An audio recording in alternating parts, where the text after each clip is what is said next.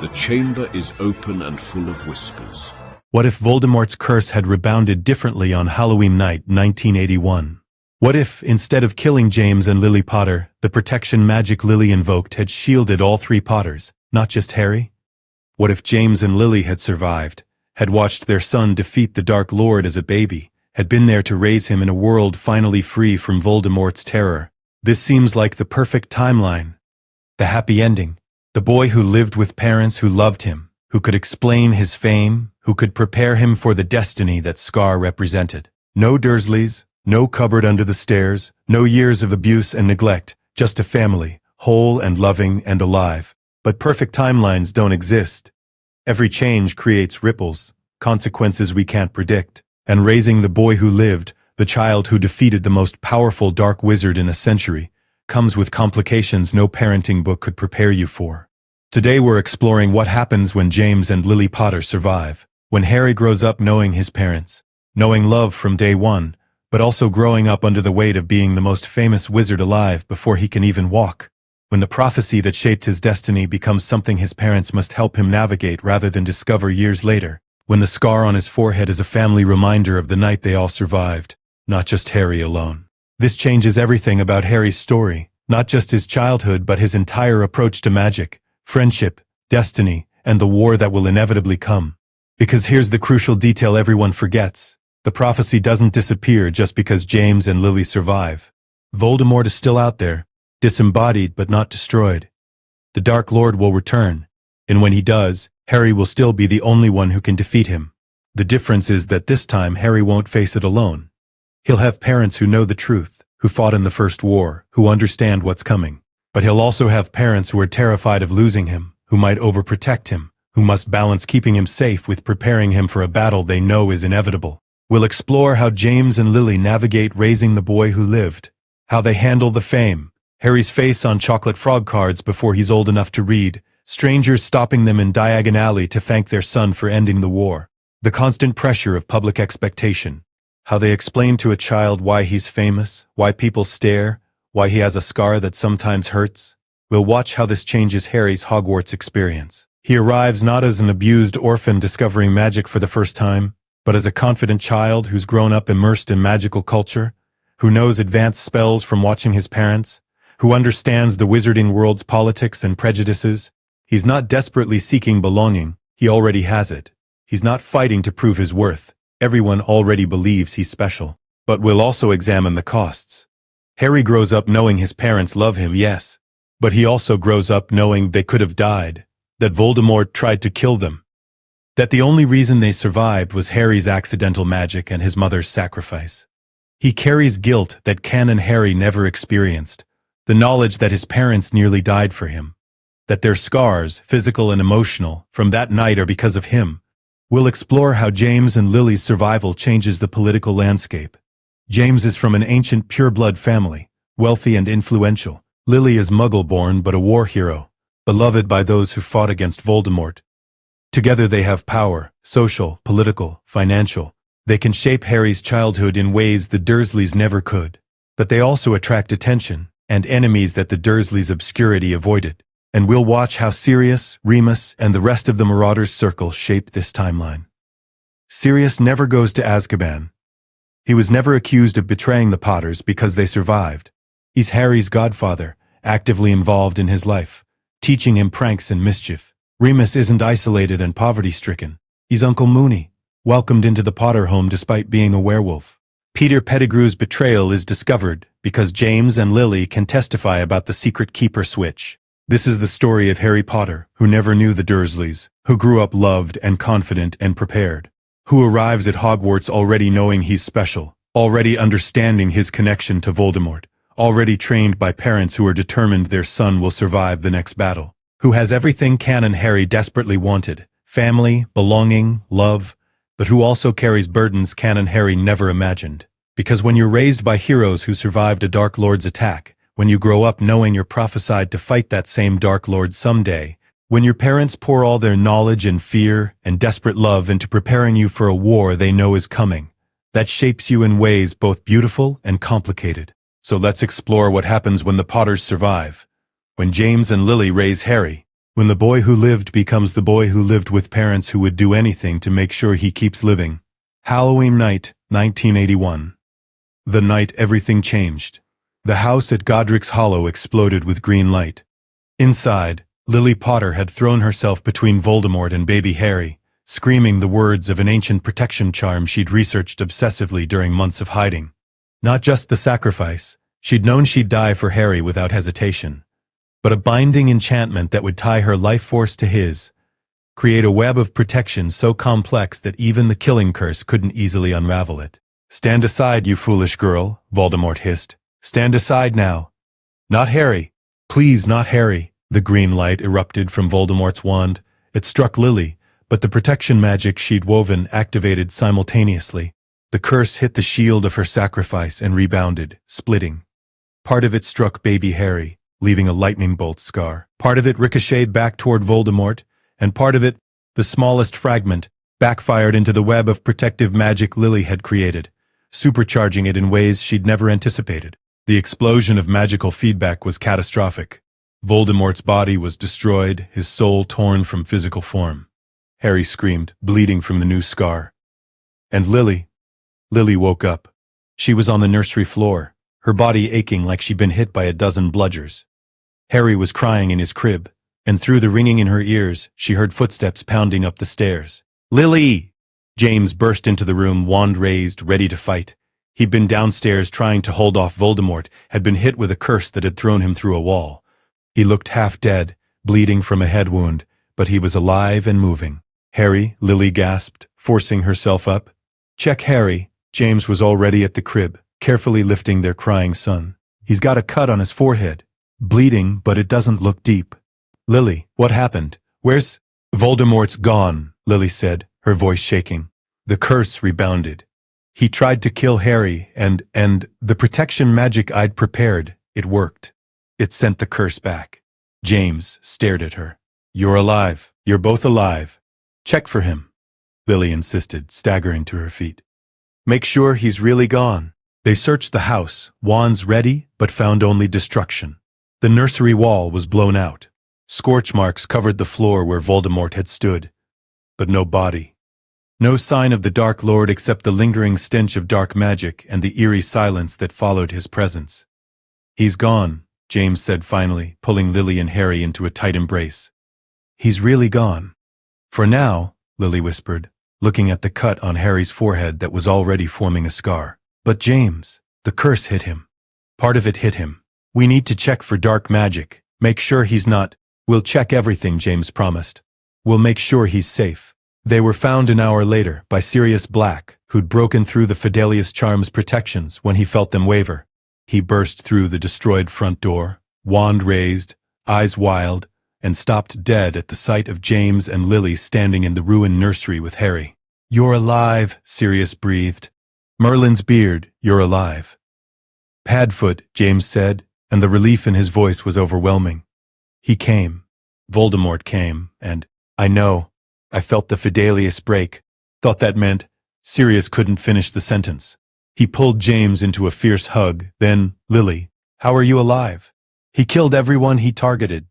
No one survived the killing curse." "Lily did something," James said. "Some protection magic. It rebounded the curse." "And Harry?" Sirius looked at the baby in Lily's arms, at the fresh scar on his forehead. "Alive," Lily said firmly. "He's alive, and we're going to make sure he stays that way." By dawn, the house was swarming with Aurors, ministry officials and members of the Order of the Phoenix. Dumbledore arrived looking older than they'd ever seen him, his usual twinkle completely absent. "You survived," Dumbledore said quietly, examining the destroyed nursery. "Both of you, and Harry. Extraordinary. The protection ritual I researched," Lily explained, still holding Harry close. "It worked better than I expected. When Voldemort cast the killing curse, it rebounded. Destroyed his body, I think. But part of the curse still hit Harry. Left this scar." Dumbledore's eyes fixed on the lightning bolt mark on Harry's forehead. "May I examine him?" Lily hesitated, then allowed Dumbledore to cast diagnostic spells over her son. The old wizard's expression grew increasingly grave. "There is dark magic here," Dumbledore said finally, "connected to the scar. I believe when the curse struck Harry and rebounded, it may have—" left something behind. What kind of something? James demanded, hand tightening on his wand. A connection between Harry and Voldemort. I will need to research this further. But James, Lily, you must understand that Voldemort is not truly gone. His body is destroyed, but his soul endures. He will seek to return, and when he does, this connection may prove significant. The words hung in the air like a curse themselves. They'd survived. But the threat wasn't over. Then we prepare, Lily said firmly. We prepare Harry for whatever comes next. We teach him, train him, make sure he's ready. Lily, Dumbledore began. No, Lily interrupted. Dumbledore, you know the prophecy. You know Harry is destined to face Voldemort. We can't change that, but we can make sure our son is prepared instead of being thrown into battle blind. James nodded slowly. She's right. If Voldemort is coming back, Harry needs to be ready. And this time, he won't be facing it alone. The Ministry declared Voldemort defeated, vanquished by 15-month-old Harry Potter. The war was over. Death Eaters were rounded up, tried, imprisoned, or killed. The wizarding world celebrated its first Halloween without fear in over a decade. But in the newly warded house in Godric's Hollow, James and Lily Potter held their son and made plans. Plans to protect him. Plans to train him. Plans to survive what they knew was coming. Because the prophecy was clear.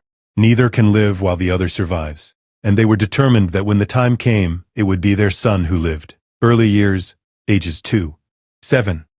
Growing up, famous Harry Potter's second birthday party was attended by half the Order of the Phoenix, most of the Aurora Department, and a dozen reporters from the Daily Prophet, who somehow found out about the event despite every secrecy charm the Potters could cast. This is insane, James muttered, watching photographers snap pictures of his son smashing his face into a birthday cake. He's 2. Why do they care? 'Cause he's the boy who lived, Lily said tiredly.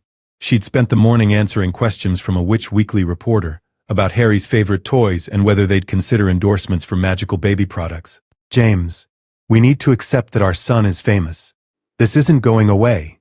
He shouldn't have to be famous. He should just be Harry. But Harry couldn't just be Harry. Not when his defeat of Voldemort was taught in history of magic classes. Not when his face appeared on chocolate frog cards. Toddler Harry, smiling, with the caption youngest wizard to survive the killing curse. Not when witches and wizards stopped them in Diagon Alley to shake his small hand and thank him for ending the war. The first time Harry asked about the scar, he was 3 years old. Why do I have this? He asked, touching the lightning bolt on his forehead, while Lily brushed his perpetually messy black hair. Lily set down the brush, her heart clenching.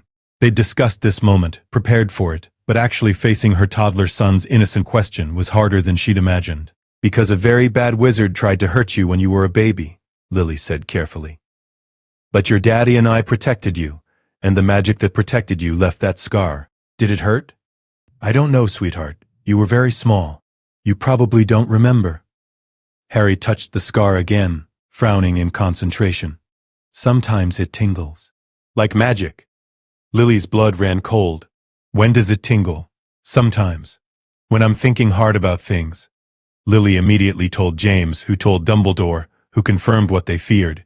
The connection between Harry and Voldemort was active even with Voldemort disembodied. The scar was a link between them. We need to teach him occlumency, Lily decided, young. Before the connection can be exploited. He's 3, James protested. Occlumency is advanced magic. It requires mental discipline most adults struggle with. Then we start simple. Meditation, mental exercises, building mental defenses gradually. James, if Voldemort can access Harry's mind through that scar. I know, James interrupted, running his hands through his hair in the same gesture Harry would inherit. You're right. We start training him. But Lily, we also let him be a kid sometimes. He can't spend his whole childhood preparing for a war. They tried to balance it. Harry learned to read at 4, both because Lily was determined he'd have every educational advantage and because he was genuinely curious about the books in their library. He learned basic wand movements at 5, mimicking James's practice sessions with a toy wand until James finally taught him the proper forms. Swish and flick, James coached, guiding Harry's small hand through the levitation charm motion. The movement matters as much as the words. When you're old enough to have a wand, you'll already have muscle memory. Harry practiced religiously, determined to make his parents proud. He also learned to fly at 6, earlier than most children, but James had been a Quidditch star and couldn't resist teaching his son. Harry took to it naturally, zooming around the garden on a child-sized training broom while Lily watched with her heart in her throat. "He's going to be a natural," Sirius said proudly, watching Harry execute a perfect barrel roll. "Just like his dad." "He's going to give me a heart attack," Lily corrected. But the hardest lessons weren't magical. They were about fame, about privacy, about navigating a world that saw Harry as a symbol rather than a person. When Harry was 5, a group of older children surrounded him at a playground in a Muggle park near their house. "You're Harry Potter!" one exclaimed. "The boy who lived. My dad says you defeated you-know-who when you were just a baby." Harry, who'd been trying to play on the swings like a normal child, looked uncomfortable. "I don't remember it. Can you show us magic? Real magic?"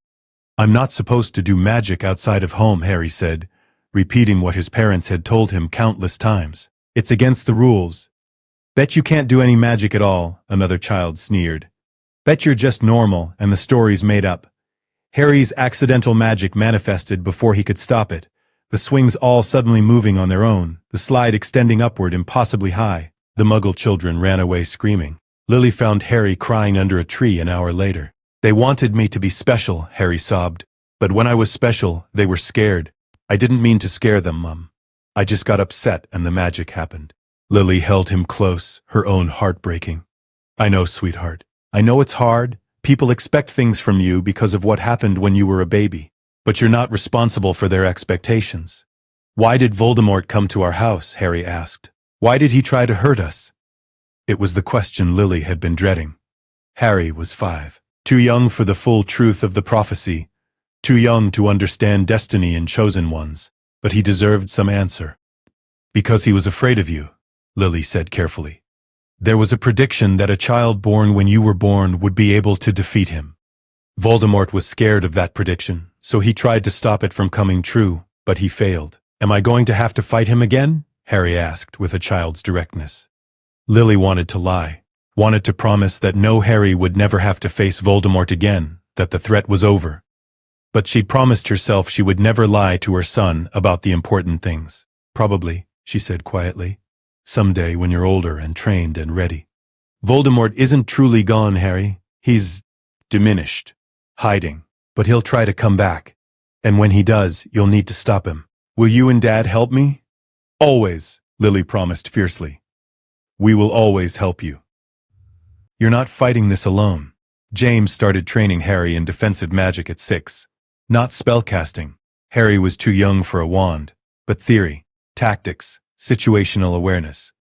They made it a game, practicing dodging spells, recognizing danger signs, planning escape routes. "Why are we doing this?" Harry asked during one session where James had been teaching him to identify dark mark symbols.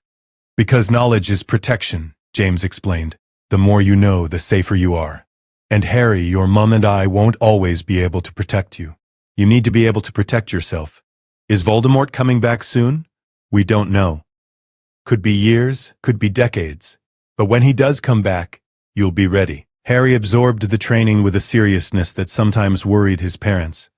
He was a cheerful child, quick to laugh and play, but he also carried an awareness of danger that most children his age never developed. He checked exits in unfamiliar buildings.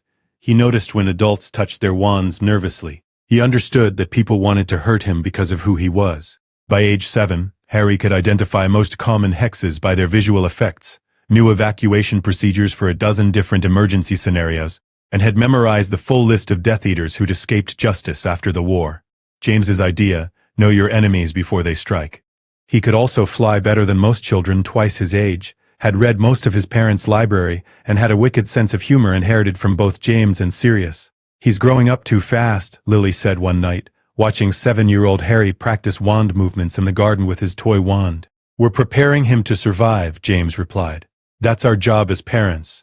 Our job is also to let him be a child." "I know. But Lily, the prophecy." "I know what the prophecy says," Lily interrupted. "But James, if we spend his entire childhood preparing him for a war that might not come for decades, we're stealing his childhood anyway. Voldemort doesn't need to be alive to hurt Harry if we do it for him." James was quiet for a long moment. Then, "You're right.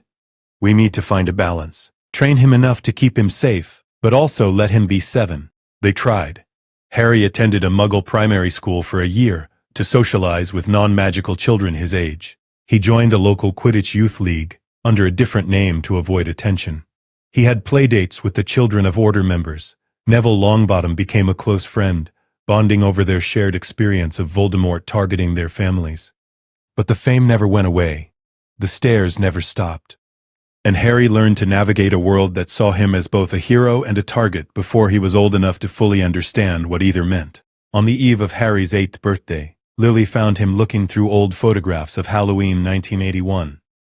Pictures of the destroyed nursery, of the dark mark that had been above their house, of baby Harry with the fresh scar. "Mum?" Harry asked quietly. "Do you ever wish Voldemort had never come to our house, that none of this had happened?" Lily sat beside him, considering her answer carefully. "I wish Voldemort had never existed. I wish he hadn't hurt people, hadn't killed families, hadn't caused so much pain. But Harry, I can't wish that night had never happened, because it made you who you are. You're brave and aware and compassionate because you understand what it means to survive something terrible. I just wish you didn't have to learn those lessons so young." "I'm going to have to kill him someday, aren't I?" Harry asked. "Really kill him, not just bounce his curse back. 8 years old and already understanding what the prophecy demanded." "Yes," Lily said, because she'd promised never to lie about the important things. "Someday, you'll have to face him. But Harry, you'll be ready. We're making sure of that. What if I'm not good enough?" "You will be," Lily said fiercely, pulling him into a hug. "You're James and Lily Potter's son. You survived the killing curse. You'll survive whatever comes next." Harry hugged her back tightly, and Lily felt him tremble slightly. Her son, who was learning defense tactics and memorizing Death Eaters, they were preparing him to survive. She just hoped they weren't destroying who he could have been in the process. Late childhood, ages 8-10. The prophecy's weight, Harry's 9th birthday brought another media circus, but this time the Potters were prepared. James had contacted the Daily Prophet directly and agreed to give one exclusive interview in exchange for being left alone the rest of the year. The interview took place in their living room, with Harry sitting between his parents on the couch, looking remarkably composed for a 9-year-old facing a national audience. "Harry," the interviewer began, "you're the boy who lived. The wizard who defeated he who must not be named. How does that feel?" "I don't remember it," Harry said, clearly repeating a line his parents had coached him on. "I was 15 months old. I'm just grateful my parents survived too. But you must feel proud. You saved the wizarding world." "My mum saved us," Harry corrected. "She used protection magic that made Voldemort's curse rebound. I was just a baby. I didn't do anything special." It was both true and false. The protection had been Lily's, but the prophecy had marked Harry specifically. The interviewer pressed on. "Do you think you know who will return?" "Yes," Harry said simply, and Lily felt James stiffen beside her. They'd agreed to honesty, but she hadn't expected Harry to be quite so blunt. "You sound very certain." "My parents explained that Voldemort's body was destroyed, but his soul wasn't," Harry said, meeting the interviewer's eyes with unsettling directness. "He'll try to come back, and when he does, I'll help stop him again." The interview made front-page news. "Boy Who Lived Predicts Dark Lord's Return," the headline screamed, with a photo of 9-year-old Harry looking calm and confident. The response was mixed. Some people praised the Potters for raising a brave, aware child. Others criticized them for exposing Harry to such dark concepts. A few accused them of using their son for publicity. "We knew this would happen," James said, reading the letters that had poured in. Some were supportive. Some were vitriolic. One threatened to kidnap Harry to protect him from his parents' influence. "We need better security," Lily decided. "More wards, more protections." "James, someone sent a howler to a 9-year-old child telling him he should have died with Voldemort. They upgraded the wards on Godric's Hollow until the house was nearly as protected as Hogwarts itself. Hired a rotation of Aurors to patrol the perimeter.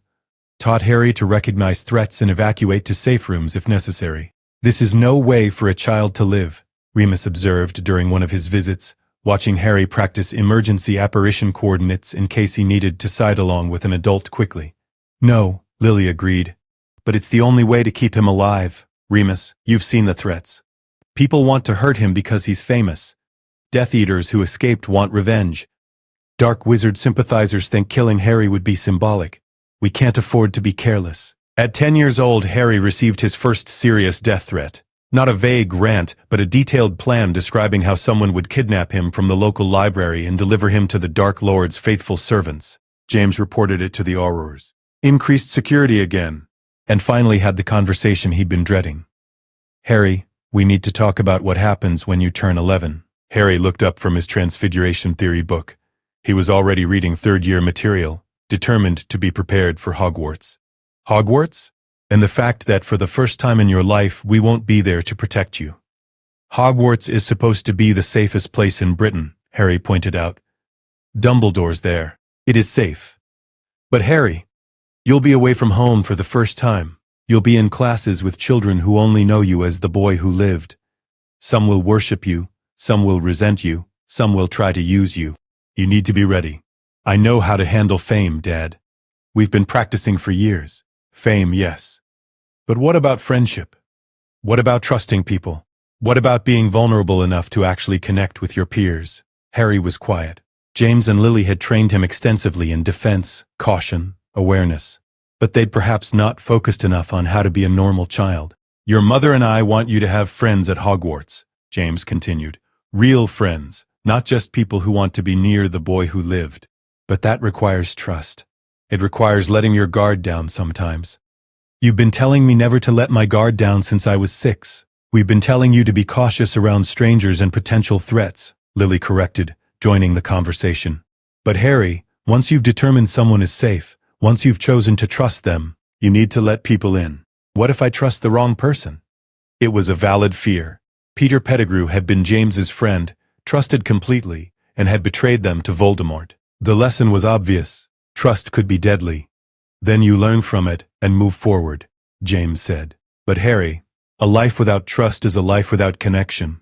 We don't want you to be so defended that you end up alone. Harry absorbed this, thinking, how do I know who to trust? You listen to your instincts, Lily said. You pay attention to how people treat others, not just you. You watch for consistency between words and actions, and you take small risks to test trust before giving it completely. Like Slytherin thinking, Harry said. Like smart thinking, Lily corrected. Houses don't own wisdom, Harry. Slytherin values cunning, which is useful. Gryffindor values bravery, which you'll need. Ravenclaw values knowledge, which you already pursue. Hufflepuff values loyalty, which matters. You can take the best from all of them. Which house do you think I'll be in? James and Lily exchanged glances. They'd discussed this question privately many times. Gryffindor, probably, James said.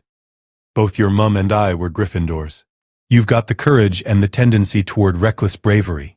But you've also got sharp strategic thinking that could be Slytherin, Lily added, and an intellectual curiosity that's very Ravenclaw. The Sorting Hat will choose based on your values, not just your traits. What if I ask it to choose a specific house? Then it will probably honor that request, James said. I've heard the hat takes your preference into account. But Harry, don't choose based on what you think we want. Choose based on where you'll grow most. The months leading up to Harry's 11th birthday were intensive. James drilled him on Hogwarts history, politics, and social dynamics. Lily taught him advanced spell theory so he'd be ahead in his classes. Sirius taught him practical pranking, over Lily's objections, and how to read people's intentions. You're going to be brilliant, Sirius said confidently during one of their sessions. You've got your dad's talent for mischief and your mum's brains. Hogwarts won't know what hit it. I'm more worried about Hogwarts hitting me, Harry admitted. Everyone's going to have expectations. So exceed them, Sirius said simply. Be so good they can't question you. Be so confident they can't shake you. Be yourself so completely that their expectations don't matter. Harry's Hogwarts letter arrived on his 11th birthday, July 31st, 1991. The entire Potter household, including Sirius, Remus, and several other Order members who'd come for the party, cheered. You're going to Hogwarts, James said, pulling Harry into a hug. My son is going to Hogwarts.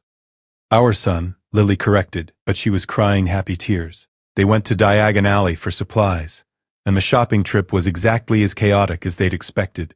Harry was recognized immediately. Witches and wizards surrounded them, asking for autographs, trying to shake Harry's hand. crying with gratitude for ending the war. "This is overwhelming," Harry muttered to his mother, while the elderly witch kissed his forehead and blessed him repeatedly. "I know," Lily said sympathetically. "Just smile, be polite, and we'll get through it." At Ollivander's, the wand maker examined Harry with those unsettling silvery eyes. "Harry Potter," Ollivander said softly. "I've been expecting you." Harry tried 17 wands before one finally chose him.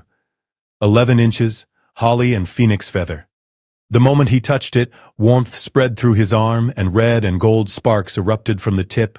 "Curious," Ollivander murmured. "Very curious." "What's curious?" Harry asked.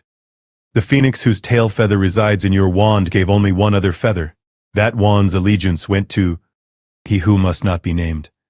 Your wand and his are brothers, Mr. Potter." The implications hit Harry like a physical blow.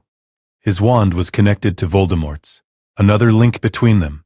This one deliberate, chosen by the wands themselves. "Is that bad?" James demanded. "Not bad," Ollivander said carefully. "Significant. The wand chooses the wizard, Mr. Potter.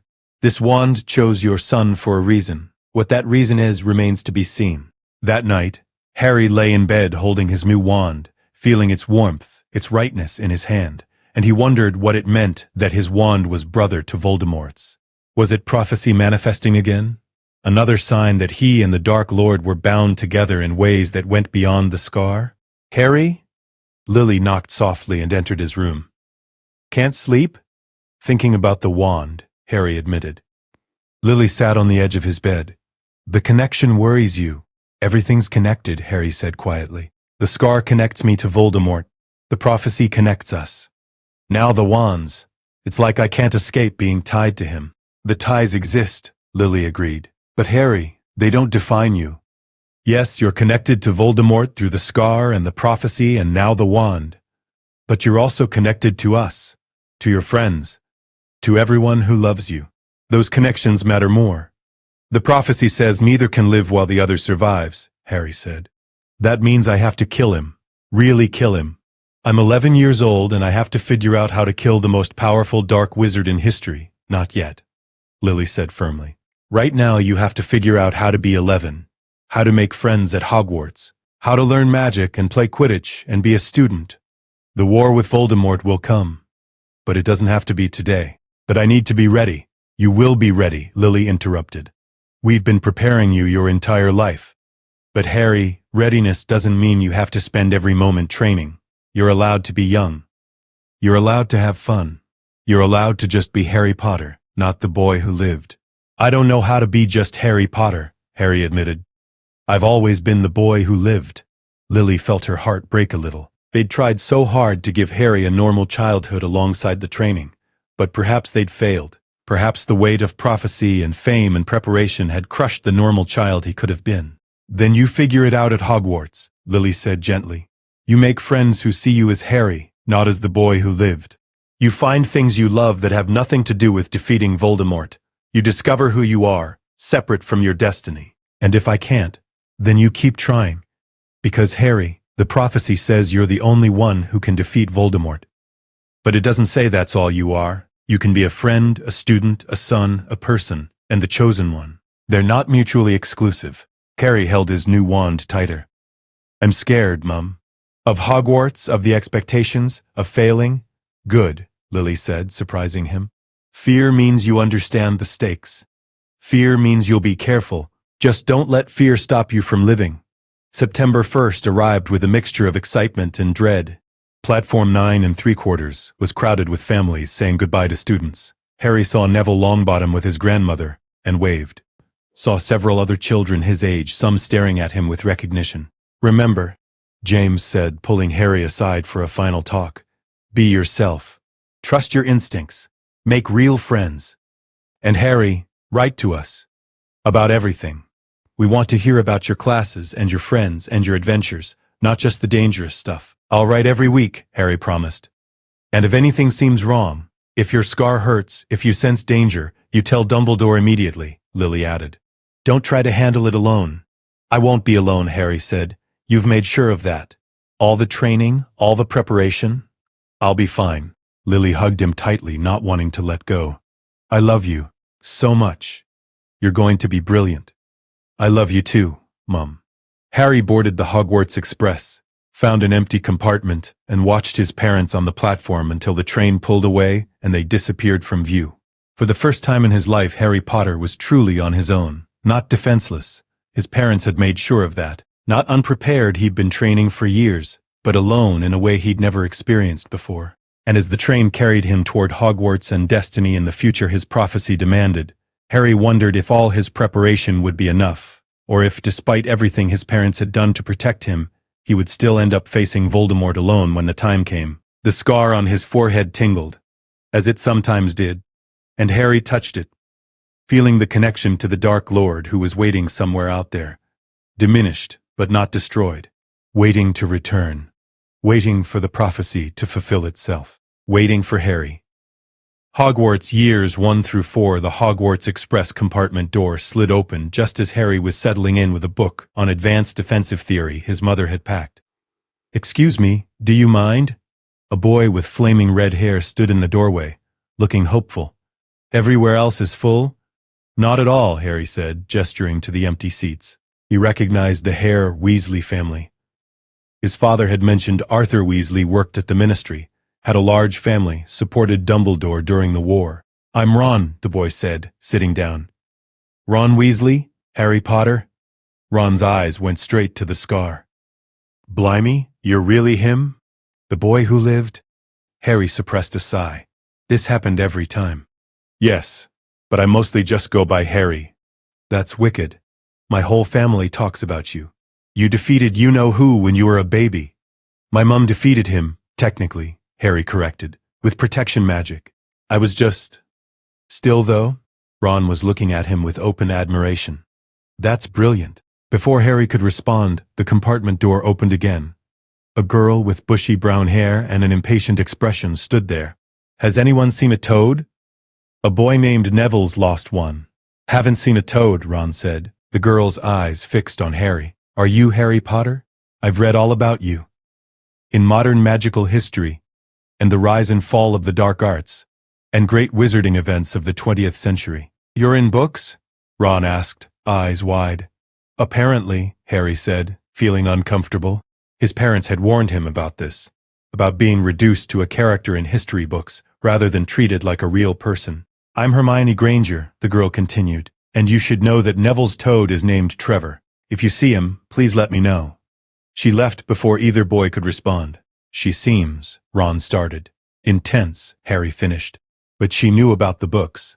My parents mentioned them but never showed me. I wonder what they say." The rest of the train ride was surprisingly pleasant. Ron was easy to talk to, funny, and seemed willing to treat Harry as a normal person rather than a celebrity. They discussed Quidditch. Ron supported the Chudley Cannons, Harry supported the Montrose Magpies like his father. Compared their knowledge of Hogwarts and shared chocolate frogs. When Harry's own face appeared on a chocolate frog card, Ron's jaw dropped. "You've got your own card. That's mental." Harry read the card, which his parents had never let him see before. Harry Potter, the boy who lived at 15 months old. Harry Potter survived the killing curse from Lord Voldemort, becoming the only known person to do so. The curse rebounded, destroying Voldemort's body and ending his reign of terror. Potter currently lives with his parents James and Lily Potter in Godric's Hollow. "It makes it sound so simple," Harry muttered. "Like Voldemort just disappeared and everything was fine afterward." "Wasn't it?" Ron asked, then seemed to realize his mistake. "Sorry, that's probably a stupid question. It's fine. And no, it wasn't simple. Voldemort's followers were still out there. Some of them wanted revenge on my family. My parents had to put up massive wards, hire security, train me to defend myself." Harry trailed off, realizing he was sharing more than he'd intended. "That sounds rough," Ron said sympathetically. "Having to grow up worried about dark wizards coming after you." "It had its moments," Harry said lightly, not wanting to dwell on the darker aspects of his childhood. The sorting ceremony was every bit as intimidating as his parents had described. Harry stood with the other first years, acutely aware that everyone in the Great Hall was staring at him. Whispers followed him everywhere. "That's Harry Potter. The boy who lived. I heard he can speak to snakes. I heard he killed you-know-who with wandless magic." The rumors were absurd, but Harry kept his expression neutral. His mother had taught him that reactions fed attention. Better to appear unbothered. "Potter, Harry," Professor McGonagall's voice rang out. Harry walked to the stool, sat down, and the sorting hat was placed on his head. "Ah, Harry Potter," a voice said in his mind. "I've been expecting you. Your parents both sat beneath me, you know. James went to Gryffindor without question. Lily took longer to sort. She could have been Ravenclaw, you know, but chose Gryffindor for her courage. Where do I belong?" Harry thought. Interesting question. You have your mother's brilliant mind. Ravenclaw would suit you well. Your father's courage and tendency toward heroics? Gryffindor, obviously. But I also sense cunning, ambition, a strategic mind that could excel in Slytherin, and loyalty that Hufflepuff would value. My parents were Gryffindor, Harry thought. But you said to choose where I'll grow most. Wise. You could flourish anywhere, Harry Potter. But where will you be most challenged? Where will you become who you need to be? Harry thought about his childhood. His parents had trained him, prepared him, given him knowledge and skills most first years didn't have. Gryffindor would be easy. He'd be surrounded by people who valued courage, who'd accept him readily. But would that challenge him? Ravenclaw, Harry thought. I want to learn everything I can. Knowledge is the best preparation for facing Voldemort when he returns. Ah, strategic thinking combined with intellectual hunger. Very well. Ravenlaw. The last word was shouted aloud. The Ravenclaw table erupted in cheers, but Harry caught sight of his parents in the crowd. James and Lily had come to watch the sorting, sitting at the staff table as Dumbledore's guests. They looked surprised, but proud. Harry sat at the Ravenclaw table, feeling both certain and uncertain. He'd made a choice based on strategy, on what he needed rather than what was expected. Very Slytherin reasoning, he realized with amusement. Brilliant, a Ravenclaw prefect said, shaking his hand. We got Harry Potter. Wait until the other houses hear about this. Classes began the next day. Harry quickly discovered that his parents' extensive preparation had given him a significant advantage. In Transfiguration, he successfully turned his match into a needle on the second try.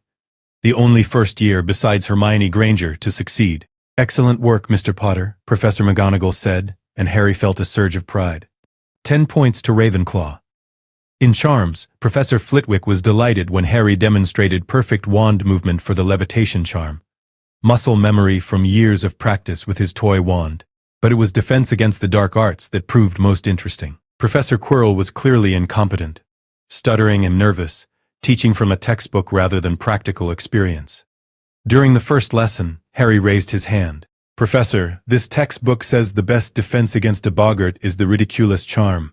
But wouldn't a Patronus be more effective against certain dark creatures? Quirrell blinked at him. The P. Patronus charm is very advanced, Mr. P. Potter. Not so suitable for first years. But if we're learning defense, shouldn't we learn the most effective defenses? Even if we're not practicing them yet, understanding the theory would be valuable. Several students were staring at Harry. Hermione Granger was nodding vigorously. Mr. Potter makes an excellent point, she added. The curriculum seems designed for minimal competency rather than actual mastery. Quirrell looked flustered. The C curriculum is set by the Ministry, Miss G. Granger. Then perhaps the curriculum needs updating, Harry said. After class, Hermione approached him. That was brilliant. I've been thinking the same thing. The defense textbook is outdated and inadequate. My parents taught me that knowing the theory behind spells is as important as casting them, Harry explained. Quirrell seems to know the theory but has never applied it practically. Your parents are James and Lily Potter, Hermione said. Both war heroes. They must have taught you a lot. They did, Harry admitted. Maybe too much sometimes. It's hard to learn at the pace of normal first years when you've been reading third-year material for years. I know exactly what you mean, Hermione said enthusiastically. I've read all our textbooks already. Most of what we're learning in class is review. They fell into companionable conversation about spell theory and advanced magic, finding common ground in their shared love of learning. By the time they reached the Great Hall for lunch, they'd become friends. Ron found them discussing the theoretical applications of transfiguration for combat purposes. You two are mental, he said, but he was grinning. It's the first week and you're already talking about NEWT-level theory. It's interesting, Harry defended.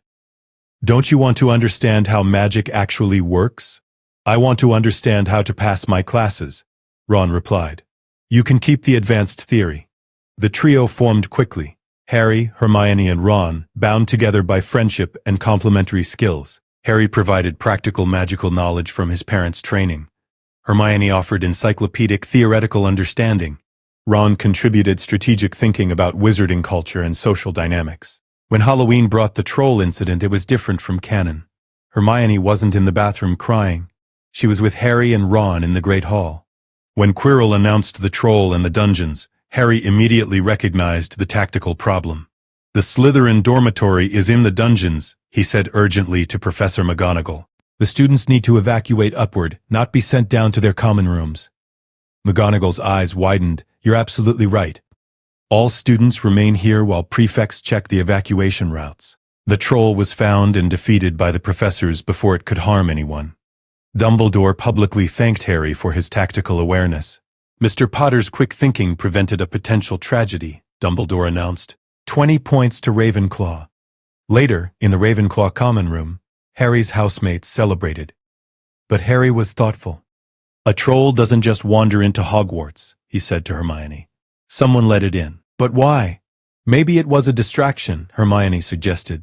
"While everyone was dealing with the troll, someone could access areas they normally couldn't, like the third-floor corridor that's forbidden," Harry said. "My parents told me Dumbledore's hiding something there." "Something important." "How would your parents know?" "Because my dad asked Dumbledore directly.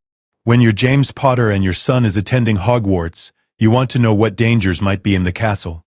Harry wrote to his parents that night, "Dear Mum and Dad, there was a troll in the school today. Don't worry, I wasn't hurt and neither was anyone else. But I think it was a distraction for something else. What's being hidden on the third floor? And should I be worried? Classes are good but easy. I'm already ahead in most subjects because of everything you taught me." Made 2 friends. Ron Weasley, Arthur's son, and Hermione Granger, Muggle-born, brilliant at theory. "The Sorting Hat put me in Ravenclaw. Hope you're not disappointed. Love, Harry." His parents' response came the next morning via their family owl. "Harry, we're not disappointed. We're proud. Ravenclaw suits you perfectly. Trust your instincts about the third floor. Something is being protected there, but Dumbledore assured us it's safe. If you're concerned, talk to him directly. You have that right as someone who's proven he can think tactically. Be careful. Trust your friends. Write often. Love, Mum and Dad. P.S. Ravenclaw. My son's a Ravenclaw. Your mother won't stop grinning. She always said you got her brains." Dad Harry smiled at the postscript. His parents' support made the distance from home more bearable. As the term progressed, Harry noticed peculiarities about Professor Quirrell. The man seemed nervous around Harry specifically, avoided eye contact, and once Harry caught him muttering to himself in a language that sounded like Parseltongue. "I think Quirrell's up to something," Harry told Hermione during one of their study sessions. "Evidence?" Hermione asked. "Ever practical? Gut feeling. The way he looks at me sometimes. And I think I heard him speaking Parseltongue once." "You can recognize Parseltongue?" My parents made sure I could identify it. They said it's a rare gift that runs in certain families, and most Parselmouths in recent history have been dark wizards. If Quirrell speaks it, then he might be connected to you-know-who, Hermione finished. "But you-know-who is gone." "His body is gone," Harry corrected. My parents explained that his soul survived somehow. "He's out there, diminished but not destroyed. What if he's trying to return? What if whatever's on the third floor is something he needs?" They investigated, carefully and systematically. Hermione researched in the library. Ron used his brother's knowledge of Hogwarts secrets to map possible routes. Harry used strategic thinking learned from his parents to analyze Quirrell's movements. By December, they'd pieced together that the Philosopher's Stone was being hidden at Hogwarts, Nicholas Flamel's legendary artifact that produced the Elixir of Life. "If Voldemort wants to return," Harry said, "he'd need a body. The stone could help with that." "But Dumbledore's protecting it," Hermione protested. "Surely he knows the danger. Dumbledore's brilliant, but he's not infallible. My dad told me about the First War. Dumbledore made mistakes, trusted the wrong people sometimes. What if he's wrong about who's after the stone?" Harry wrote to his parents again, explaining his suspicions. Their response was immediate and took the form of an emergency flu call. Harry Lily's face appeared in the Ravenclaw common room fireplace, causing several students to stare. "Tell me everything about your concerns with Professor Quirrell," Harry explained. The parcel tongue, the suspicious behavior, the connection to the stone. Lily listened intently, her expression growing more concerned. "I'm telling Dumbledore," she said firmly. "And Harry, promise me you won't investigate this alone. If Quirrell is connected to Voldemort." "I won't be alone," Harry promised. "I have Ron and Hermione. And Mum? I've been training for this my whole life. I can handle it." "Training and facing actual dark wizards are different things," Lily said. "Promise me you'll be careful." "I promise." Lily and James did speak to Dumbledore, who increased security around the stone but couldn't remove Quirrell without proof. The professor was protected by his position and the ministry's bureaucracy. When June arrived and Quirrell made his move to steal the stone, Harry was prepared. He'd spent the year studying the protections, understanding the challenges, planning how to stop someone from reaching the stone. But he didn't have to go alone through the trapdoor. His parents had taught him better than that. "We're going to Dumbledore," Harry told Ron and Hermione when they realized Quirrell was making his attempt that night. "And we're telling him everything we know. That's what you do when you have information about a threat. You tell the people who can actually stop it." They went to Dumbledore, who listened to their evidence and acted immediately. Quirrell was caught attempting to steal the stone, was revealed to be harboring Voldemort's spirit in the back of his head, and was subdued by Dumbledore before he could complete the theft. Harry never faced Voldemort directly, never touched Quirrell and burned him with his mother's protection, never risked his life for the stone, because James and Lily had raised him to be strategic, not reckless, to seek help when facing dangers beyond his capability, to trust adults who'd proven themselves trustworthy. "You did exactly right," Dumbledore told Harry afterward. "You gathered intelligence, analyzed the threat, and reported it to someone with the authority and power to intervene. That's mature tactical thinking, Mr. Potter." "My parents taught me that heroics get you killed," Harry said. "Strategy keeps you alive." "Wise parents," Dumbledore said. "Though I suspect they also taught you when heroics are necessary." "They did, but this wasn't one of those times."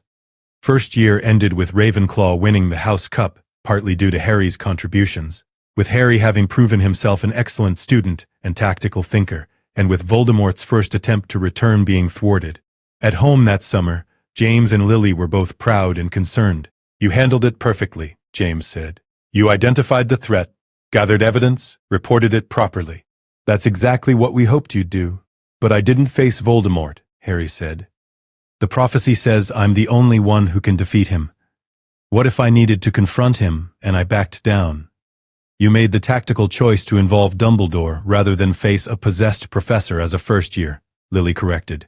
"That's not backing down, that's being smart.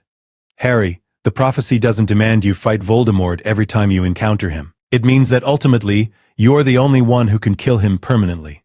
But that doesn't mean every encounter has to be a duel to the death." "Your mother's right," James added. "You're 11. You don't have to defeat Voldemort yet. You just have to survive until you're ready." Second year brought the Chamber of Secrets crisis. Messages written in blood, students being petrified, fear spreading through the school, and Harry discovered something he'd never known about himself. He could speak Parseltongue. It manifested during a dueling club session, when a snake appeared and Harry instinctively told it to leave a student alone. The entire school heard him hissing at the snake in a language none of them understood. The reaction was immediate and hostile. Students avoided Harry in corridors. Whispers followed him everywhere. Harry Potter was the heir of Slytherin. Harry Potter was a dark wizard. Harry Potter was going to purge Muggleborns. Harry wrote to his parents in distress. "I can speak Parseltongue. I never knew. The snake was there and I told it to back off and everyone heard me. They think I'm dark. They think I opened the chamber. Mum, Dad, what does this mean?" His parents' response came within hours. "Harry, we're coming to Hogwarts. Don't worry about Parseltongue. It's just a language. Yes, it's associated with dark wizards, but abilities aren't inherently dark. How you use them determines morality. We'll explain everything. Love." Mum and Dad, James and Lily arrived at Hogwarts and requested a meeting with Harry and Dumbledore. "The Parseltongue likely came from Voldemort," Dumbledore explained gently. "When the curse struck you, Harry, and a piece of Voldemort's soul attached to yours, you may have gained some of his abilities. Parseltongue appears to be one of them." "So I have Voldemort's power inside me?" Harry asked, feeling sick. "You have a connection to him," Dumbledore corrected. "That's not the same as having his power. The ability is yours to use as you choose. Can we remove it? Lily asked. The connection, the soul fragment? Not without considerable risk to Harry, Dumbledore said. The soul piece is attached to his scar. Removing it would likely kill him. Then we learn to manage it, James decided. Harry, Parseltongue doesn't make you dark. It's just another tool. We'll figure out how to use it properly. But the school's fear didn't abate. Students continued avoiding Harry. Even some Ravenclaws looked at him with suspicion. When Hermione was petrified while researching the chamber, Harry felt personal guilt and rage. She'd been helping him, had been his friend, and now she was stoned because of the air. I'm going to find the chamber, Harry told Ron. And I'm going to stop whoever opened it. Your parents said not to be reckless, Ron reminded him. I'm not being reckless. I'm being strategic. Hermione left us clues. She always does. We just need to find them. They found her notes about the basilisk, pieced together that the monster moved through pipes, identified Moaning Myrtle's bathroom as the likely entrance, and then Ginny Weasley was taken into the chamber, and Harry had no choice but to act. He wrote a quick note to his parents. Ginny Weasley taken into chamber. I know where the entrance is. Going in to save her. I'm sorry. Then he and Ron descended into the chamber, armed with their wands and Harry's Parseltongue ability to open the entrance. The confrontation with Tom Riddle's memory and the basilisk was brutal. Harry used everything his parents had taught him, dodged the basilisk's killing gaze using mirrors and reflections, used strategic thinking to identify the diary as the source of Riddle's power, called for help when he was overwhelmed. Fawkes arrived with the Sorting Hat. When Gryffindor's sword appeared from the hat, Harry killed the basilisk by driving the blade through the roof of its mouth into its brain. Then he stabbed the diary with a basilisk fang, destroying Riddle's memory and saving Ginny. But not before the basilisk fang had pierced his arm, injecting venom that should have killed him within seconds. Fawkes saved him again, crying tears that healed the venom. Harry survived, Ginny was safe, and the chamber was closed. His parents arrived at the hospital wing within an hour, having received his note and immediately rushed to Hogwarts. You could have died, Lily said, her voice shaking as she held Harry. You fought a 60-foot basilisk and nearly died from venom. But I didn't die, Harry pointed out. I saved Ginny and destroyed the diary and survived. That's what matters. That's not all that matters, James said firmly. Harry, you went into mortal danger without backup. That's not strategic. That's reckless. A student was dying, Harry argued. There wasn't time to get backup. Every second mattered. He's right, Dumbledore said quietly, having entered the hospital wing. Miss Weasley was minutes from death. Harry made the only choice available, and he prevailed, using tactical thinking, magical skill, and considerable bravery. Don't encourage him, Lily said sharply. Dumbledore, he's 12. He shouldn't have to fight basilisks and dark wizards. No, he shouldn't, Dumbledore agreed. But the prophecy doesn't care about what should be. It only cares about what is. Third year brought Sirius Black's escape from Azkaban. Except in this timeline, Sirius had never been imprisoned. But Remus Lupin joined the staff as Defense Against the Dark Arts professor, and Harry finally had a competent teacher in that subject. Uncle Remus is teaching, Harry wrote excitedly to his parents. Finally, someone who actually knows defensive magic. Lupin was indeed excellent. He taught practical defense, had students face boggarts, and practiced Patronuses, emphasized real-world applications over theory. But he also gave Harry preferential treatment, which other students noticed. Professor Lupin helps you more than the rest of us, a Slytherin complained. Professor Lupin is my parents' friend, Harry said honestly. He's known me since I was born.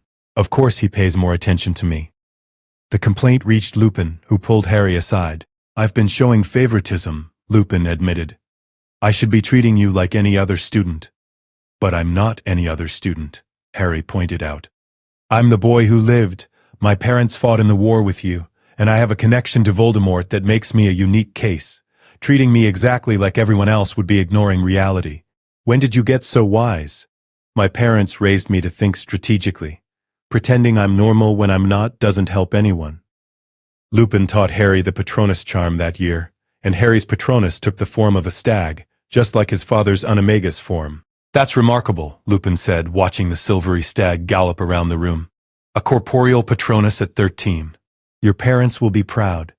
They've been preparing me for Dementors since I was 10, Harry explained. Mum said I needed to be ready for soul-draining creatures. Your mother is a fierce woman. She's terrifying when she thinks I'm in danger. The year passed relatively peacefully. No dark wizards trying to return, no ancient monsters being unleashed. Harry studied, learned, grew stronger. His parents visited regularly, monitoring his progress and adding to his training during holidays. Fourth year brought the Tri-Wizard tournament and everything changed again.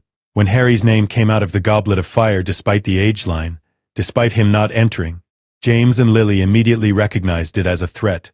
Someone entered you, James said during an emergency visit to Hogwarts. Someone powerful enough to fool the goblet. This is a trap. Can't I just refuse to compete? Harry asked. The goblet creates a binding magical contract, Dumbledore explained. Refusing would cost Harry his magic. He must compete. Then we prepare him to survive, Lily decided. Every task, we research and train and make sure he's ready. They did exactly that. When the first task was announced, dragons, James and Lily coached Harry extensively on dragon behaviors, weak points, and evasion tactics. Use your seeker skills, James advised. Don't try to outpower the dragon. Outfly it. Harry successfully retrieved the golden egg by summoning his firebolt and using his flying ability to evade the Hungarian horntail. The crowd went wild. The second task required rescuing someone from the lake. Harry was unsurprised to find it was his parents. Both James and Lily were taken as his most precious people. He rescued them using gillyweed, provided by Neville, who'd read about it in herbology texts. But he also rescued Gabrielle Delacour when Fleur couldn't complete the task, which earned him extra points for moral fiber. You saved everyone, Lily said afterward, proud but concerned. Not just us, Harry. You can't save everyone. I had time, Harry said. I wasn't going to leave her there. The third task, the maze, was where everything went wrong. Harry and Cedric reached the cup simultaneously. Both grabbed it, were transported to the graveyard, and found Peter Pettigrew waiting with a bundle that contained a grotesque infant-like form. Voldemort was returning. The ritual was horrific. Bone of the father, flesh of the servant, blood of the enemy. Pettigrew murdered Cedric immediately. Harry tried to fight but was bound to Tom Riddle's gravestone, bleeding from where Pettigrew had cut his arm for the ritual. The blood of the enemy forcibly taken, Pettigrew chanted, and added Harry's blood to the cauldron. Voldemort rose from the cauldron, fully formed and terrifyingly real. Harry Potter, Voldemort hissed. The boy who lived. How fitting that your blood should restore me to power. Harry had been trained for this his entire life, but training and reality were catastrophically different. Voldemort cast Cruciatus. Harry screamed. The pain was beyond anything he'd imagined. When Voldemort released the curse and called Death Eaters to witness his return, Harry focused on the one thing his parents had drilled into him. Survival. Voldemort wanted to duel, wanted to prove himself superior in front of his followers. Harry used that. Afraid to face me wandless? Harry taunted, buying time. Need to prove you can beat a 14-year-old? Voldemort's red eyes narrowed. You have your mother's impudence. Very well. I will demonstrate the inferiority of your blood and your training. The duel was brutal. Harry used every defensive technique James had taught him, every strategic principle Lily had instilled. He dodged, blocked, rolled behind gravestones for cover. When their wands connected, brothers, as Ollivander had predicted, Priori Incantatum occurred. Ghostly echoes of Voldemort's victims appeared. Cedric, Bertha Jorkins, Frank Bryce, an old man, and finally, James. Lily? Harry gasped, seeing his parents' shades emerge from Voldemort's wand. But they weren't dead. These were echoes from the night Voldemort attacked when Harry was a baby. The night the spell had struck James first, had hit Lily, had rebounded. Run, Harry, James's echo said. You can't beat him yet. Run. We're proud of you, Lily's echo added. Now run. Harry ran, grabbed Cedric's body and the cup, activated the port key, returned to Hogwarts. The chaos that followed was overwhelming. Harry collapsed in Dumbledore's arms, babbling about Voldemort's return, about the ritual, about Cedric's death. Cedric Diggory's parents screamed in grief, and James and Lily Potter, who'd been watching from the stands, ran to their son. Voldemort's back, Harry gasped, as his mother pulled him close. He's back and he used my blood and I couldn't stop him and Cedric's dead. Shh, Lily soothed, though her hands were shaking. You survived. That's what matters. Cedric didn't survive. I know, sweetheart. But you did. You came back. The Ministry tried to deny Voldemort's return. Fudge called Harry a liar, claimed Cedric died in a tragic accident, said Voldemort was still gone. But James and Lily Potter wouldn't tolerate it. They held a press conference, had Harry testify under Veritaserum to prove his truthfulness, and forced the Ministry to acknowledge the threat. Voldemort has returned, Lily announced to the Daily Prophet.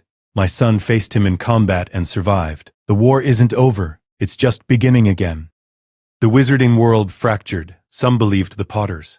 Others sided with the Ministry's denial, but the truth was out. Voldemort was back, and Harry Potter, the boy who lived, would have to face him again, just as the prophecy had always said. 5th year through the final battle. The prophecy fulfilled. The summer after Voldemort's return was the worst of Harry's life. He'd watched Cedric Diggory die, had been tortured with the Cruciatus Curse, had dueled the Dark Lord and barely escaped, and now he was home at Godric's Hollow with his parents, surrounded by Order of the Phoenix members discussing war strategies while he tried to process trauma. We need to take Harry out of the country, Lily argued during one Order meeting. Australia, America, somewhere Voldemort can't reach him easily. Running won't change the prophecy, Dumbledore said gently. The connection between Harry and Voldemort transcends distance. Then we keep him here and train him, James countered. Properly train him. Everything we've taught him hasn't been enough. He needs actual combat experience. Advanced defensive magic. Dueling tactics beyond what Hogwarts teaches. He's 15, Remus interjected. James, he's a child. He's the chosen one, James said harshly. The prophecy doesn't care that he's 15. Voldemort certainly doesn't care. If Harry has to fight, he needs to be ready. Harry sat in the corner of the room, listening to them debate his future like he wasn't there. His scar throbbed constantly now, a persistent reminder of the connection to Voldemort that had become impossible to ignore. Can I say something? Harry asked quietly. The room fell silent. All eyes turned to him. I need to learn occlumency, Harry said. The connection is getting stronger. I can feel him sometimes. Emotions, fragments of thoughts. If I don't learn to shield my mind, Voldemort will be able to use it against me. Agreed, Snape said from the doorway. Everyone turned to find the potions master standing there, his expression as severe as ever. The Dark Lord will exploit the connection. Potter needs occlumency training immediately. You're offering to teach him? James asked, tension evident in his voice. James and Snape's animosity from school had never fully resolved. I'm the most qualified, Snape said coldly. I've practiced occlumency for decades against the Dark Lord himself. If Potter is serious about learning, I'll teach him. I'm serious, Harry said immediately. And so began the most grueling magical training of Harry's life. Snape was a harsh teacher, pushing Harry to build mental defenses through repeated legilimency attacks. Each session felt like having his mind violated, his memories exposed and examined. Your mind is undisciplined, Snape criticized after one session. You let emotions control you. Anger, fear, grief, all of these are weapons the Dark Lord will use. I'm trying, Harry said through gritted teeth. Trying isn't sufficient. The Dark Lord won't accept excuses when he invades your mind. James also ramped up Harry's combat training. They dueled daily, not practice dueling, but serious combat with the intention to win. James didn't hold back, using spells that could seriously injure if Harry didn't defend properly. In real combat, your enemy won't give you chances, James said, hitting Harry with a stinging hex when his shield wavered. You defend, or you suffer. Those are the only options. Lily focused on strategic thinking and magical theory. She taught Harry about Horcruxes, dark objects containing fragments of soul that made a wizard effectively immortal. Voldemort used them, Lily explained, showing Harry restricted texts from the Black Family Library. That's how he survived the rebounded curse. His soul was anchored to this world by Horcruxes. How many? Harry asked. We don't know. But Harry, destroying them is the only way to make Voldemort mortal enough to kill permanently.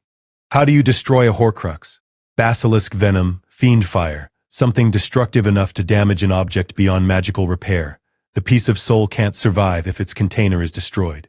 Harry absorbed this information, understanding finally why he'd survived so many encounters with Voldemort. The Dark Lord was tethered to life by multiple anchors. Killing his body meant nothing if his soul fragments remained. The diary I destroyed 2nd year, Harry realized. That was a Horcrux. Yes, you destroyed one without knowing it. But there are likely more. September brought fifth year and Dolores Umbridge, the Ministry's attempt to control Hogwarts by installing a High Inquisitor who denied Voldemort's return and suppressed any defensive training. Wands away, Umbridge simpered during the first defense against the dark arts class. We'll be learning defensive theory only. No practical magic is necessary. That's insane, Harry said immediately. Voldemort is back. We need to know how to defend ourselves practically, not just theoretically. You will address him as you know who, Umbridge said, her smile never wavering, and you will not spread lies about his return. It's not a lie. I was there. I fought him. Detention, Mr. Baver. Potter. Tonight, my office. The detention involved a blood quill, a torture device that carved words into Harry's hand as he wrote.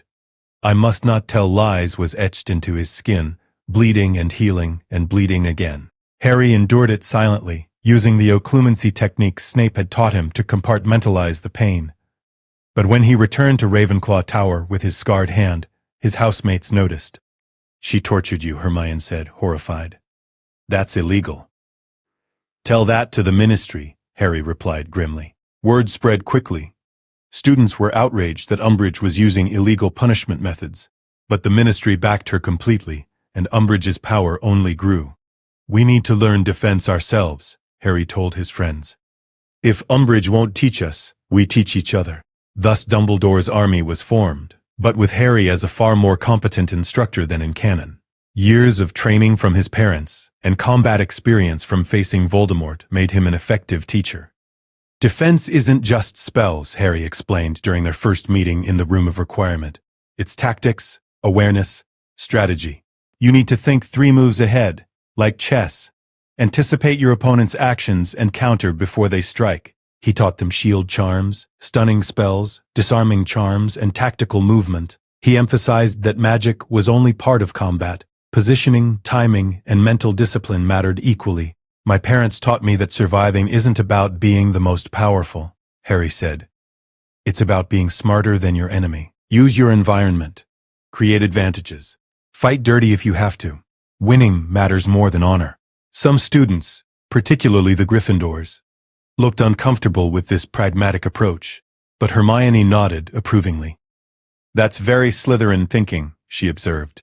It's very survival thinking, Harry corrected. Houses don't matter when you're facing the killing curse. The DA flourished under Harry's instruction.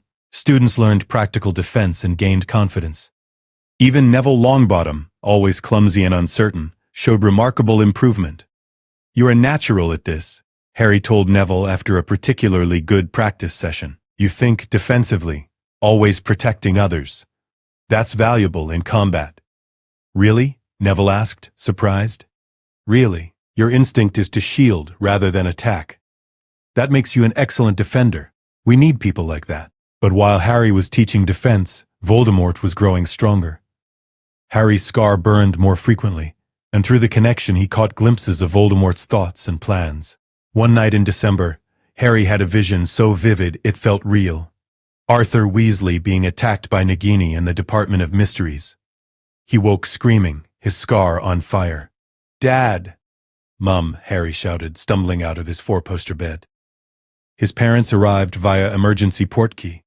They'd given Dumbledore authorization to summon them if Harry was in danger. What happened? James demanded. Mr. Weasley, Arthur Weasley. He's been attacked. Snakebite, Department of Mysteries. He's bleeding out. Lily immediately sent a Patronus to the order. Arthur's been attacked. Department of Mysteries. Send help immediately. The order responded. Found Arthur exactly where Harry had seen him. Saved his life, but the implications were terrifying. Voldemort used the connection, Dumbledore explained afterward. He sent you that vision deliberately. Wanted you to see Mr. Weasley dying. Wanted you to feel responsible. But why? Harry asked. To test the connection. To see if he could manipulate you through it. And Harry, he succeeded. You saw what he wanted you to see. But I saved Mr. Weasley's life, this time. But what happens when Voldemort uses the connection to send false visions? To lure you into traps? The occlumency lessons must intensify. Snape's occlumency instruction became brutal. He invaded Harry's mind repeatedly, forcing Harry to watch his worst memories. Cedric's death, the Cruciatus curse, his parents nearly dying when he was a baby. "Clear your mind," Snape commanded. "Empty your thoughts. The Dark Lord won't be gentle when he attacks." "I'm trying," Harry shouted back. "Trying fails. You either succeed or you give Voldemort access to everything in your head." One session went badly wrong.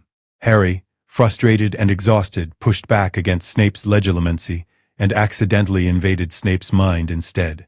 He saw memories. Young Severus being tormented by James Potter and Sirius Black at school. Snape calling Lily a mudblood in 5th year. Snape begging Dumbledore to protect Lily Potter from Voldemort.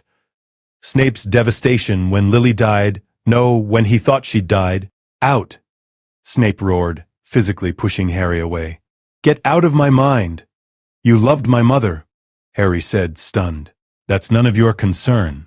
You loved her and my father bullied you and she married him and you still tried to protect her."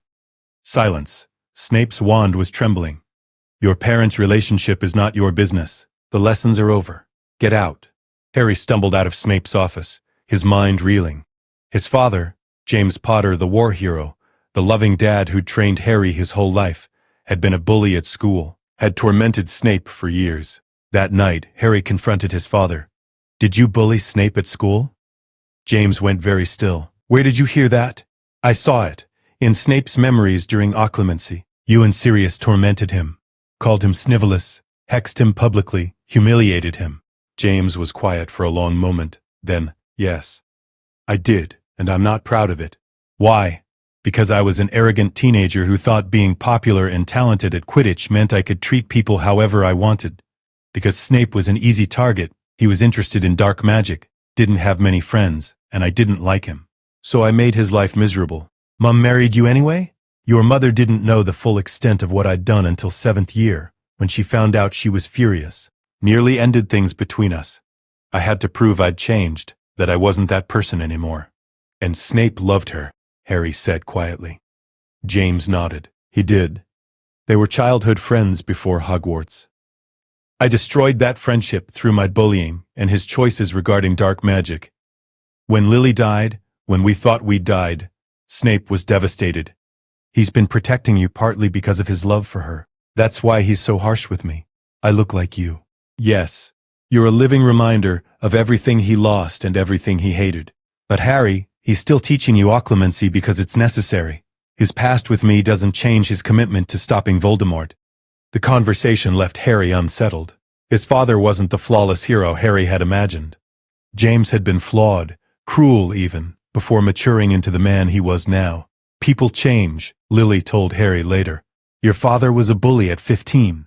By 17 he'd grown past that. By the time we married, he was a good man. Don't judge him solely by his worst moments." "But he made Snape's life terrible." "Yes, and your father regrets that deeply. He's apologized to Severus multiple times over the years. They'll never be friends, but they've achieved professional respect. That's all we can ask." In February, Harry had another vision. Sirius Black being tortured in the Department of Mysteries by Voldemort. The vision was so vivid, so real, that Harry was certain it was happening. But this time, Harry had learned caution. "I need to verify," Harry told Hermione and Ron. "Before we rush in, I need to check if Sirius is actually in danger." They used the Flu network to contact Grimmauld Place. Sirius answered immediately, safe and unharmed. "I'm fine, Harry," Sirius said, confused. "Why would you think otherwise?" "Vision," Harry said shortly. "Voldemort showed me you being tortured, wanted me to rush to save you." "It's a trap," Sirius realized. "He's luring you to the Department of Mysteries." "I know. But why? What's there that he wants?" Dumbledore answered that question in an emergency meeting. "The prophecy. The full prophecy about you and Voldemort is stored in the Department of Mysteries. He wants you to retrieve it for him. Why can't he get it himself? Only the people mentioned in a prophecy can retrieve it from the Hall of Prophecy. You or Voldemort. No one else can touch it." "Then we destroy it," Harry said immediately. "If Voldemort wants it, we make sure he never gets it." "That's strategically sound," James agreed. "But Harry, going to the Department of Mysteries is exactly what Voldemort wants. Then we go prepared." with backup, with a plan. The Order of the Phoenix agreed to help. This time, when Harry went to the Department of Mysteries, he wasn't leading a handful of students into danger. He was accompanied by experienced fighters, Mad-Eye Moody, Kingsley Shacklebolt, Remus Lupin, and his own parents. The battle in the Department of Mysteries was chaotic and brutal. Death Eaters were waiting, led by Lucius Malfoy. They wanted the prophecy, wanted Harry to retrieve it so they could learn its full content. "The Dark Lord wishes to hear the prophecy, Potter," Malfoy said, his wand trained on Harry. "Take it from the shelf and give it to me." "I don't think so," Harry replied, remembering every tactical lesson his parents had taught him. He was positioned behind cover, had escape routes planned, wasn't standing exposed like an idiot. The Death Eaters attacked. Spells flew in every direction as the battle raged through the Hall of Prophecy. Harry fought with everything he'd learned, dodging curses, returning fire, using the environment strategically. He wasn't trying to defeat Death Eaters. He was trying to survive long enough for the Order to win.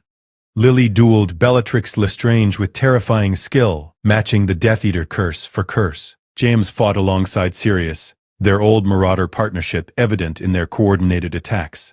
But in the chaos, a Death Eater fired a curse at Harry that he didn't dodge in time. It struck his chest, and Harry went down hard. "Harry!" James's scream cut through the battle.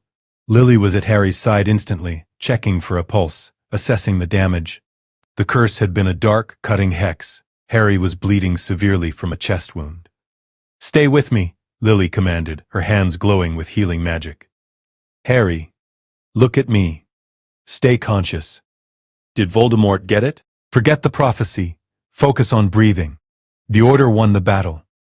The Death Eaters were driven off or captured. But Voldemort himself appeared at the last moment, engaging Dumbledore in a spectacular duel that destroyed half the atrium. Harry, barely conscious from blood loss, watched the two greatest wizards alive fight. Voldemort was vicious, creative, ruthless. Dumbledore was controlled, strategic, using ancient magic that Voldemort couldn't match. The duel ended in stalemate when Ministry officials arrived and witnessed Voldemort's presence. The Dark Lord fled rather than face arrest. But the damage was done. The Ministry could no longer deny his return. Harry woke in St. Mungo's 3 days later. His parents were at his bedside, both looking exhausted. "The prophecy?" Harry asked immediately. "Destroyed in the battle," James said. "Voldemort never heard it." "But I need to know what it says," Harry protested. "It's about me and Voldemort. I have a right to know." Dumbledore appeared in the doorway. "Then I shall tell you. I am the only other person who heard the prophecy in full." He recited it. "The one with the power to vanquish the Dark Lord approaches, born to those who have thrice defied him. Born as the 7th month dies, and the Dark Lord will mark him as his equal. But he will have power the Dark Lord knows not, and either must die at the hand of the other, for neither can live while the other survives." The words hung in the air like a death sentence. "Neither can live while the other survives," Harry repeated softly. "One of us has to kill the other." "Yes," Dumbledore said gently. "The prophecy demands it." "But prophecies can be self-fulfilling," Lily argued. "If Voldemort hadn't heard about it, hadn't tried to kill Harry as a baby, none of this would have happened." "Perhaps," Dumbledore agreed. "But it did happen. Voldemort marked Harry as his equal. The connection exists. The prophecy is in motion. What's the power Voldemort knows not?" Harry asked. "Love," Dumbledore said simply. "Your mother's love protected you as a baby. Your parents' love has shaped you into someone capable of compassion, sacrifice, and connection. Voldemort understands none of these things. That is your advantage. Love isn't going to help me kill him. On the contrary, Harry, love is the only thing that will allow you to kill him without becoming him." 5th year ended with Voldemort's return being publicly acknowledged, the Ministry in disarray, and the wizarding world preparing for war. Harry spent the summer training intensively with his parents and the Order. 6th year brought Professor Slughorn to teach potions and Dumbledore's private lessons with Harry about Voldemort's past. "To defeat Voldemort, you must understand him," Dumbledore explained, showing Harry memories of Tom Riddle's childhood, his time at Hogwarts, his transformation into the Dark Lord. But more importantly, Dumbledore revealed the truth about Horcruxes. "Voldemort created multiple Horcruxes," Dumbledore said. "I believe 6, plus the fragment of soul in his body. We've already destroyed 2, the diary, and a ring I found over the summer. 4 remain: a locket, a cup, the snake Nagini, and one more we haven't identified. And we have to destroy all of them before Voldemort can be killed permanently, Harry finished. Yes. That is the task ahead of us. Harry told his parents everything. Together they began hunting Horcruxes. James used his contacts and wealth to search for artifacts connected to Voldemort. Lily researched destruction methods. Harry provided information from Dumbledore's lessons. By Christmas, they'd located the locket, hidden in a cave, protected by Inferi and a poison that forced the drinker to relive their worst memories. Dumbledore and Harry retrieved it together, though the poison nearly killed Dumbledore. The locket must be destroyed, Dumbledore said weakly afterward. But I've been cursed, Harry. The ring Horcrux, it was trapped. The curse is killing me slowly. I have perhaps a year left. We'll find a cure, Harry insisted. There is no cure, but there is a plan. Dumbledore's eyes were grave. Severus Snape has agreed to kill me when the time comes. It will preserve his cover as a Death Eater, will prevent Draco Malfoy from destroying his soul by committing murder, and will ensure the Elder Wand's power dies with me. You're planning your own death? I'm planning strategic advantage. Harry, when I die, you must trust Severus completely. He's been working for our side since before you were born. Everything he does will be to protect you and defeat Voldemort. The plan unfolded as Dumbledore predicted. Draco Malfoy, forced by Voldemort to kill Dumbledore or watch his family die, couldn't complete the task. Snape arrived and cast the killing curse, murdering Dumbledore on the astronomy tower while Harry watched from beneath an invisibility cloak, held immobile by Dumbledore's last spell. Snape fled with the Death Eaters. The school mourned. And Harry was left holding Dumbledore's final message. Trust Severus. The snake must die last. You are the final Horcrux. To defeat Voldemort, you must be willing to die. No, Lily said when Harry told his parents. Absolutely not. You're not dying. Dumbledore said I'm a Horcrux, Harry insisted. The night Voldemort tried to kill me, a piece of his soul latched onto mine. That's why I can speak Parseltongue, why I see visions through his eyes. To destroy all the Horcruxes, I have to die. Then we find another way, James said firmly. But there was no other way. Harry knew it even if his parents refused to accept it. 7th year didn't happen at Hogwarts. Voldemort had taken control of the Ministry, installed Severus Snape as headmaster, and begun persecuting Muggleborns. Harry, Hermione, and Ron went into hiding to hunt Horcruxes, but this time with support from James and Lily.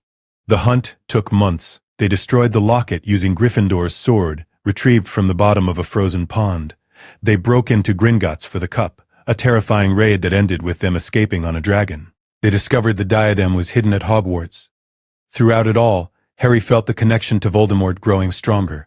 He saw through the Dark Lord's eyes more frequently, felt his emotions, understood his plans. The Horcrux in his scar was active, alive, influencing him. We need to get it out of him, Lily said desperately. There has to be a way. Dark magic has dark solutions, Hermione said quietly. Maybe we need to think like Slytherins, use dark methods for good purposes. They researched obsessively, found references to soul extraction rituals, to magical surgery that could separate connected souls, to ancient magic that predated Horcruxes. But every method required one common element. The Horcrux host had to willingly release the soul fragment, had to want it gone more than they wanted to live. The Battle of Hogwarts came in May. Voldemort's forces attacked the school. Students and professors defended. The Order of the Phoenix fought alongside them. Harry stood in the Great Hall with his parents, watching Death Eaters breach the wards. This is it, Harry said quietly. This is the final battle. We fight together, James said, gripping his wand. We've fought together your whole life. We end this together. The battle was chaos. Spells flew everywhere. Students fought Death Eaters. Giants attacked the castle. Aragog's children swarmed the grounds. Harry fought through it all, searching for Nagini, the final Horcrux besides himself. He found her in the Shrieking Shack, where Voldemort was meeting with Snape. Harry watched from hiding as Voldemort turned on Snape. The Elder Wand doesn't answer to me, Voldemort said coldly. It was Dumbledore's, and now it must transfer to his killer. That's you, Severus. My lord, Nagini, kill. The snake struck. Snape fell, bleeding from massive wounds to his neck. Voldemort left him to die.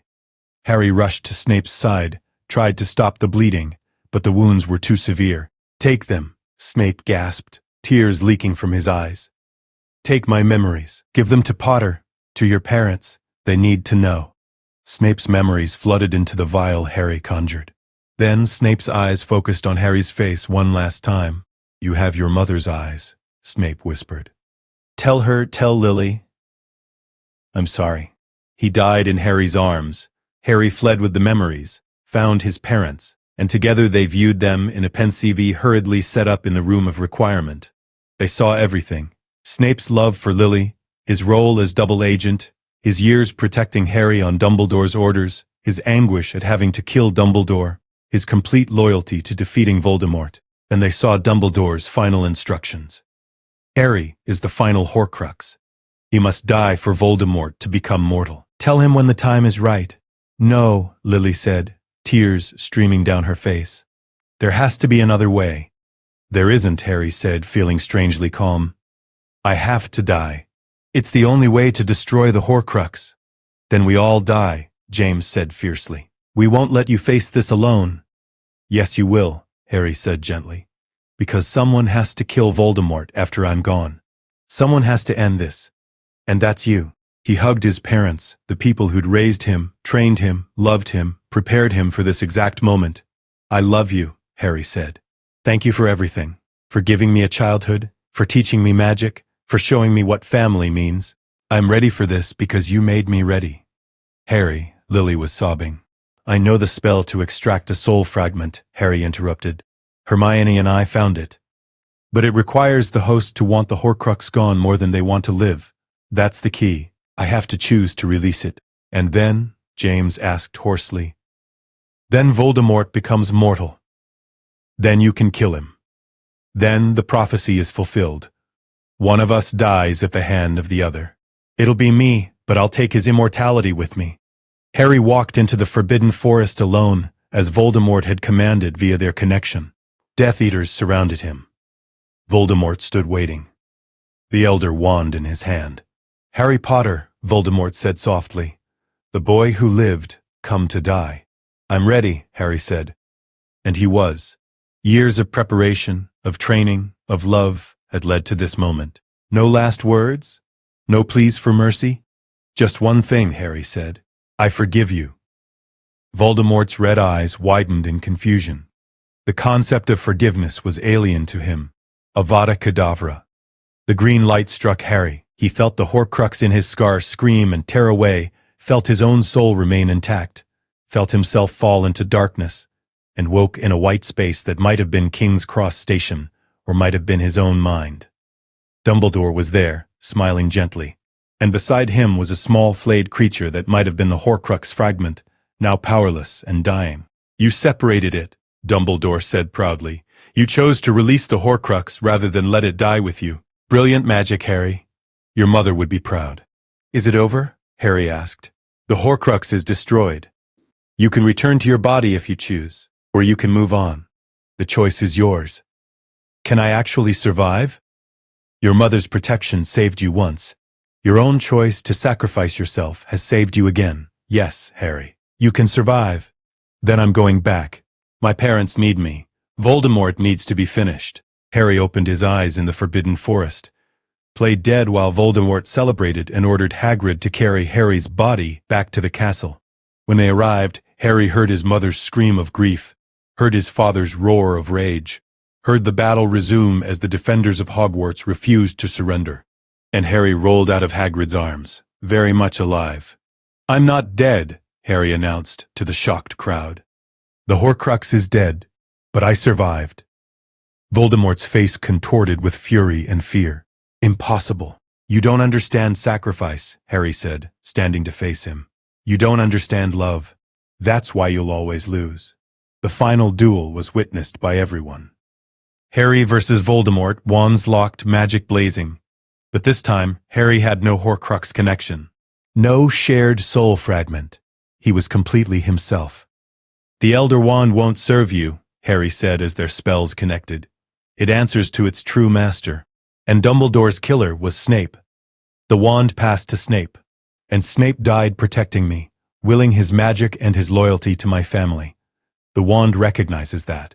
It was a lie, but a believable one.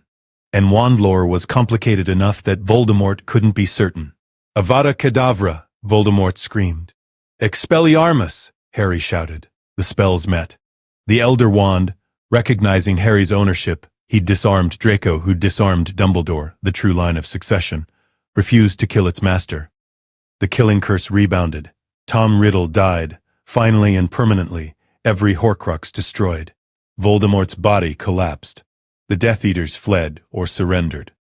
And Harry Potter, the boy who lived, stood victorious. His parents reached him first, both crying, both pulling him into a fierce embrace. You're alive, Lily sobbed. You're actually alive. Told you I'd come back, Harry said, managing a weak smile. Don't ever do that again, James said roughly. Promise. EPI log. 19 years later, Platform 9 3/4 was crowded with families saying goodbye to students. Harry Potter stood with his wife Ginny and their 3 children, watching the organized chaos with amusement. Nervous? Ginny asked their oldest son, James Sirius Potter. A bit, James admitted. What if I'm not in Gryffindor like you and Granddad? Then you'll be in whatever house suits you best, Harry said firmly. Houses don't define worth, James. Choices do. Granddad James, their daughter Lily shouted, pointing. Harry turned to see his parents approaching. James and Lily Potter, now in their 50s but still vibrant and active, retired from active combat but teaching at Hogwarts, James as flying instructor, Lily as charms professor. There's my favorite grandson, James said, pulling young James into a hug. I'm your only grandson, James pointed out. Makes you the favorite by default. Smart lad. Lily hugged her grandchildren, then turned to Harry. How are you feeling? First child going to Hogwarts? Terrified, Harry admitted. I know Hogwarts is safer now. I know you and Dad will be there to watch over him. But I still remember everything that happened to me. You also remember that you survived it all, Lily reminded him gently. And you had us to help you through it. James has that too. He'll be fine. I know, but I'm allowed to be a worried parent. You absolutely are, James Sr. agreed. I was worried about you constantly. Your mother had to talk me down from putting tracking charms on you daily. You put tracking charms on me weekly instead, Harry said dryly. Exactly. Showed remarkable restraint. They helped young James onto the train, waved as it pulled away, then stood on the platform together, 3 generations of Potters who'd fought and survived and built a better world. He'll be remarkable, Lily said, watching the train disappear, just like his father. Better than his father, Harry corrected. He won't have to fight a war, won't have to face Dark Lords, won't carry prophecies and Horcruxes. He gets to just be a student.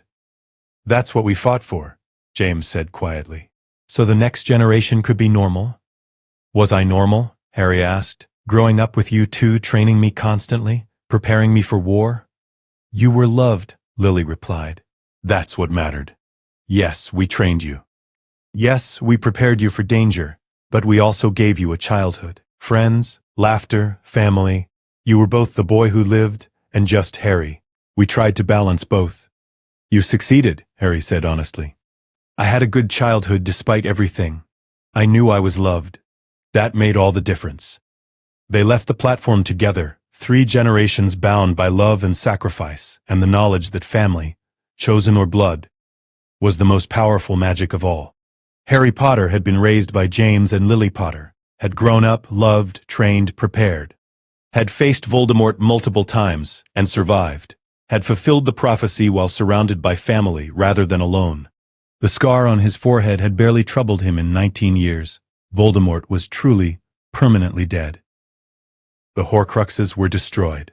The war was over. And Harry Potter, the boy who lived, raised by parents who'd survived to guide him, had built a life worth living. A life where love defeated death, where family mattered more than prophecy, where the son of James and Lily Potter could finally just be Harry. Not the chosen one, not the boy who lived. Just a man who'd survived, who'd loved, who'd raised children in a world free from Dark Lords. And that, finally, was enough.